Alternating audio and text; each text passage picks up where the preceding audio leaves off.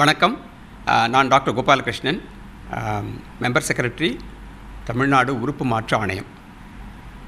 உங்கள் எல்லாருக்குமே தெரியும், சமீப காலங்களில் உறுப்பு செயலிழப்பு, ஆர்கன் ஃபெயிலியர் அப்படின்றது ரொம்ப அதிகமாகிட்டே இருக்குது. இதுக்கு என்ன காரணங்கள்னால் பல காரணங்கள் இருக்குது. அதில் இந்த காரணங்களை 2 வகையாக பிரிச்சுக்கலாம்.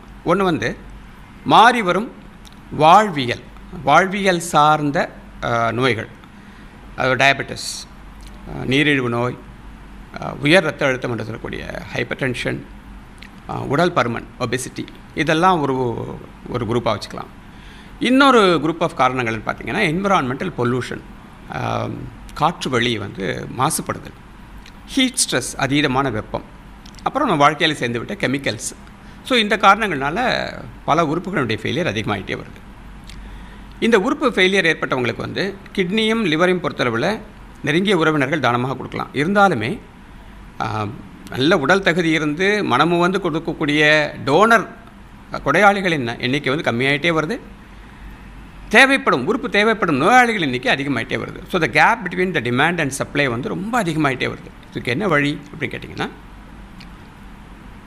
அகால மரணம், அதீதமான பல காரணங்கள்னால மூளை சாவு ஏற்பட்ட நபர்கள்ட்ட அவங்களுடைய நெருங்கிய உறவினருடைய சம்மதத்தோடு உறுப்புகளை தானமாக பெற்று அதை டிரான்ஸ்பிளான்ட் பண்ணுறது, அதான் டிசீஸ்ட் ஆர்கன் டோனர் டிரான்ஸ்பிளான்ட். முன்னாடி கெடாவர்னு சொல்லுவோம், இப்போ correct terminology deceased donor organ transplant programme. மூளை சாவு ஏற்பட்ட நபர்கிட்ட உறுப்பு கொடை பெற்று டிரான்ஸ்பிளான்ட் பண்ணுற ப்ரோக்ராம். இது இந்திய அளவில் தமிழகம் முன்னோடி மாநிலமாக திகழ்கிறது. அதுவும் சமீப காலத்தில் தமிழகத்தில் இந்த ஒரு ப்ரோக்ராமில் ஒரு குறிப்பிடத்தக்க அளவு முன்னேற்றங்கள் நிகழ்ந்திருக்கு. தமிழ்நாடு அரசாங்கத்தினுடைய வழிகாட்டுதலின் பிரகாரம் சில பிரத்யேகமான சில ஸ்ட்ராட்டஜிஸ் இங்கே அடாப்ட் ஆகிருக்கு, வேறு எந்த மாநிலங்களும் இல்லாத அளவுக்கு. அதனால் இப்போது உறுப்பு கொடை கொடுக்கறதுக்கு தானமாக முன்வரும் நிகழ்வு ரொம்ப சாதாரணமாக நடந்துகிட்ருக்கு.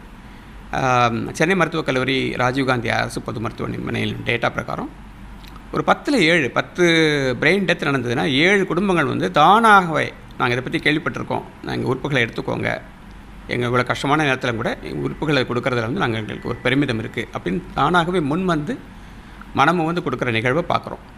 இன்னமும் இதை பற்றிய விழிப்புணர்வும், இதை பற்றிய ஒரு புரிதலும், அதை பற்றிய ஒரு நாலெட்ஜும் சமுதாயத்தின் கடைக்கோடி வரைக்கும் போக வேண்டும், கண்டிப்பாக போகணும். அதற்கான முயற்சிகள் எடுத்துகிட்ருக்கோம். தமிழக அரசாங்கம் இந்த ஒரு ப்ரோக்ராமை இந்த ப்ரோக்ராமில் ரொம்ப தனிப்பட்ட ஒரு கவனமும் ஒரு கைடன்ஸும் கொடுத்துட்டே இருக்காங்க.